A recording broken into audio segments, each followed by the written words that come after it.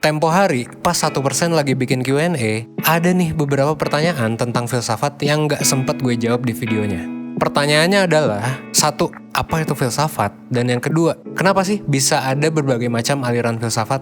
Nah, menurut gue, pertanyaan ini tuh menarik banget. Kenapa? Karena gini, kalau menurut gue, dengan lo mengetahui jawaban dari pertanyaan ini, lo bakal bisa ngelihat dunia dengan pandangan yang jauh berbeda. Pandangan yang berbedanya tuh kayak gimana? Well, saran gue, lo nonton video ini sampai habis karena gue bakal jelasin nih secara lengkap tentang jawaban dari dua pertanyaan itu.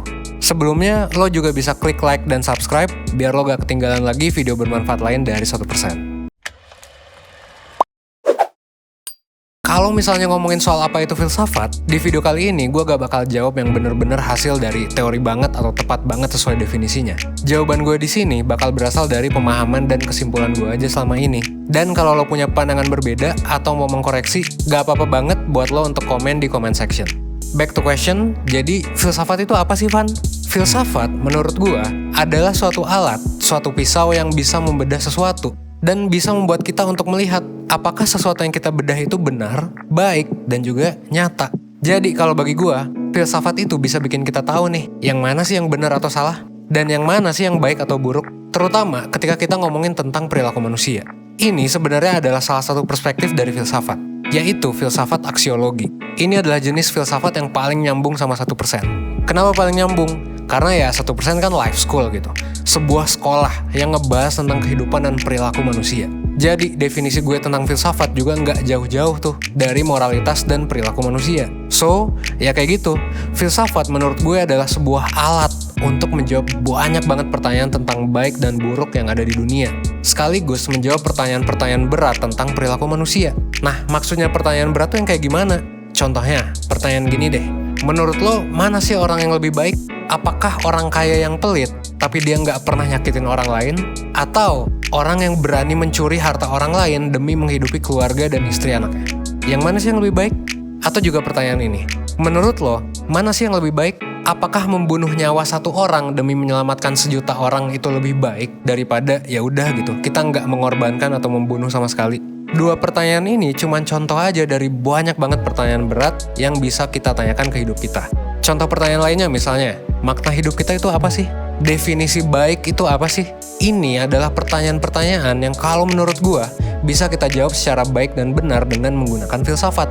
Jadi filsafat itu bagi gua adalah sebuah alat ya, yang bisa kita pakai buat ngejawab pertanyaan-pertanyaan tentang yang mana yang baik, yang mana yang nyata, yang mana yang benar.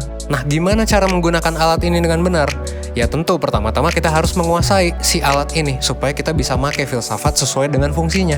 Nah, tapi jangan khawatir, kalau lo pengen tahu atau penasaran, sekarang gue bakal ngajarin lo semua nih. Salah satu skill yang menurut gue adalah skill paling penting dan skill paling berharga yang gue pelajari selama gue kuliah. Jadi gini, kalau lo kuliah psikologi, kemungkinan besar lo akan bertemu dengan mata kuliah yang bernama 1. Sejarah dan aliran psikologi, dan yang kedua adalah filsafat psikologi. Di sanalah gue diajarin tentang gimana caranya menggunakan filsafat sebagai alat yang mengubah pola pikir gue dalam memandang dunia. Ini juga sebenarnya menjawab pertanyaan kedua. Kenapa sih ada berbagai macam aliran filsafat? Jawabannya simpel. Berbagai macam aliran filsafat itu sebetulnya muncul dari pandangan manusia, pandangan kita masing-masing nih, terhadap dunia, dan berdasarkan juga pengalaman yang kita alami. Karena pengalaman kita hidup itu beda-beda dan pandangan kita terhadap dunia itu beda-beda, jadilah banyak aliran filsafat yang muncul. Kalau lo perhatikan baik-baik dan lo analisis, setiap aliran filsafat ya, itu muncul dari manusia yang berbeda. Misalnya aja, aliran filsafat psikologi dari Sigmund Freud. Kalau lo gak tahu, Sigmund Freud itu adalah psikolog yang katanya paling berpengaruh sepanjang masa. Dia itu punya pandangan yang unik. Dia punya pandangan bahwa masa kecil manusia, libido seksual, dan unconsciousness, ketidaksadaran, itu ngaruh banget ke perilaku yang dilakukan manusia. Tapi tentu ini berbeda dengan pandangan misalnya psikolog lain yang cukup berpengaruh gitu. Misalnya Carl Jung. Jung itu nggak terlalu percaya sama libido seksual kayak Freud gitu. Dia malah percaya bahwa manusia itu digerakkan oleh energi spiritual, bukan energi seksual.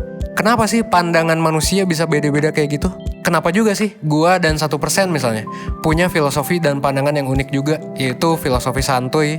Nah, semua itu terjadi karena masing-masing dari kita, baik dari gue, dari Sigmund Freud, dan dari Carl Jung, kita sama-sama punya pandangan dan pemahaman yang berbeda terhadap manusia dan juga terhadap dunia. kita juga punya pengalaman yang beda. Misalnya, gue lahir di kota Bandung, di negara Indonesia.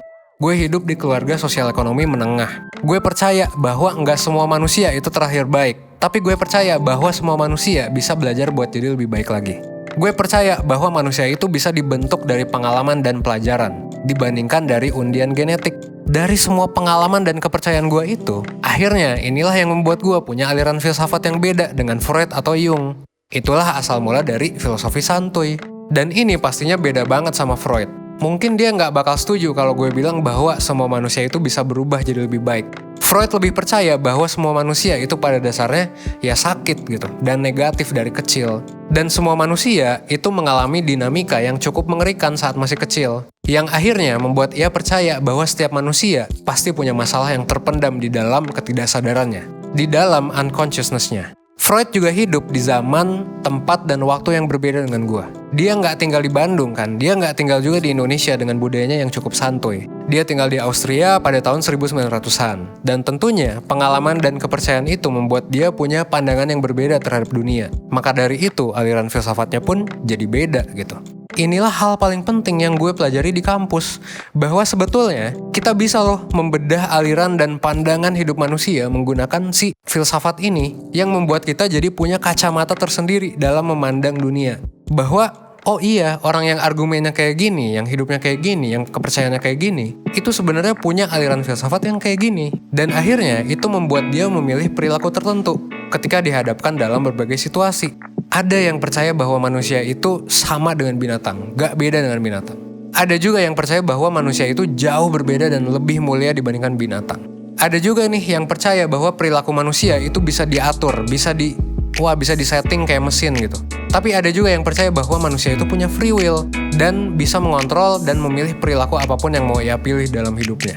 Dalam filsafat, gue belajar untuk menganalisis semua pembuat teori psikologi dan juga semua filsuf. Sampai akhirnya, kita yang belajar di kelas filsafat itu ngerti bahwa, oh iya, orang ini tuh pandangannya gini. Kenapa? Karena sejarahnya gini, dan dia punya asumsi dasar yang berbeda terhadap manusia. Mungkin itu sih insight terbesar yang menurut gue dapat dari belajar psikologi dan filsafat. Bahwa semua orang itu punya kepercayaan yang beda-beda, sejarah yang beda-beda, dan kita tuh bisa aja untuk menganalisis itu di setiap manusia dengan menggunakan alat yang gue sebut sebagai filsafat. Menariknya, ketika kita udah bisa punya kacamata ini, dan kita bisa membedah dan melabel ideologi setiap manusia yang kita temui, kita bakal jauh lebih bisa berempati kepada orang tersebut. Contohnya gini, misal ada orang yang jahat nih ke kita, misalnya dengan cara dia ngomongin hal-hal negatif di sosmed tentang kita. Kalau kita udah tahu nih dan bisa ngebedah aliran filsafatnya orang itu, kita jadinya ya udah gitu, ikhlas dan santuy aja. Karena kita tahu, oh iya, orang ini sih bertingkah laku kayak gini tuh karena pengalaman hidupnya yang beda dengan gue gitu misalnya. Dan karena aliran filsafatnya beda juga gitu. Makanya mungkin kita gak bisa nyambung sama dia yang akhirnya bikin dia memutuskan untuk melakukan hal yang negatif tersebut. Kalau menurut gue, itu adalah pelajaran yang paling besar yang gue dapat di ilmu psikologi. Yaitu gimana caranya untuk bisa ngerti dan berempati sama orang. Dan karena kita ngerti sama perilaku setiap orang dan alasan kenapa mereka ngelakuinnya, kita jadi bisa lebih nerima dan lebih ya santuy aja gitu sama apapun yang dia lakukan. Karena kita udah ngerti, oh iya dia ngelakuin itu karena kayak gini gitu, karena alasan tertentu. Dan kita juga kan hidup udah punya prinsip sendiri, meskipun bisa jadi berbeda sama orang lain. Jadinya karena kita udah punya prinsip nih, pas kita menjalani hidup, ya udah gitu. Gak usah ngeribetin orang yang ngejahatin kita. Kita hidup sesuai prinsip dan aliran filsafat yang kita percaya aja gitu. Kalau gue sih percayanya ya filosofi santuy, dimana ya udah apapun yang terjadi santuy aja gitu. Yang penting gue hidup sesuai dengan prinsip yang gue tekankan. Balik lagi ya, kenapa sih ada berbagai macam aliran filsafat? Kalau menurut gue, ya karena pengalaman orang beda-beda, yang mereka percaya beda-beda, dan pandangan mereka terhadap dunia dan juga terhadap manusia juga beda-beda. Dan gak ada yang salah sih dengan itu. Ya selama kita gak ganggu orang lain, ya udah sih santuy aja gitu kan. Yang penting kalau menurut gue, kita bisa punya pisau khusus untuk membedah aliran-aliran yang dimiliki oleh setiap orang. Ketika kita udah punya pisau itu, ketika kita bisa melihat dunia dan manusia dari kacamata seorang filsuf, kita bakal jadi bisa lebih bijaksana. Karena kita ya udah ngerti gitu. Oh iya, orang tuh melakukan ini karena dia kayak gini. Dan kalau menurut gue sih kebijaksanaan dan kesantuyan kayak ginilah yang masih langka nih, belum dimiliki oleh banyak orang. Banyak orang yang kalau ngejahatin balik gitu. Yang kalau diperlakukan negatif, dia jadi ikutan negatif juga ke orang lain. Kalau menurut gue sih, ya lebih baik kita santuy aja gitu, dibandingkan penuh dengan rasa cemas, dengki, dan kebencian. Gitu sih jawaban dari 2 pertanyaan yang kita bahas tadi, tentang apa itu filsafat, dan kenapa bisa ada berbagai macam aliran filsafat. Nah, akhir kata, ngomong-ngomong tentang filosofi santuy, kalau misalnya nih, lo ngerasa masih sulit buat jadi orang yang santuy, maksudnya tuh kayak selalu overthinking, atau selalu ngerasa cemas sama masa depan, gue sih nyaranin banget buat lo untuk ikut mentoring atau konseling dari 1%. Lo bisa diskusi nih sama mentor atau psikolog, dan lo bakal dikasih tahu penanganan yang baik buat menangani kondisi lo, dan lo juga bisa dapat interpretasi tes psikologi supaya lo bisa tahu nih, mulai dari tingkat stres, kepribadian lo kayak gimana, dan juga lo bisa tahu minat bakat lo kayak gimana. Kalau lo ikut mentoring, biasanya di akhir juga lo akan dikasih worksheet supaya bisa ada action plan buat nyelesain masalah lo. Kalau lo ngerasa video ini bermanfaat, jangan lupa untuk like, komen, dan subscribe. Untuk info lebih lanjut tentang semua produk dan layanan 1%, gue sangat nyaranin lo buat follow Instagram @1%official. Gue harap semoga video ini bisa membuat lo menjadi lebih baik, seenggaknya 1% setiap harinya. Gue Evan dari 1%, thanks.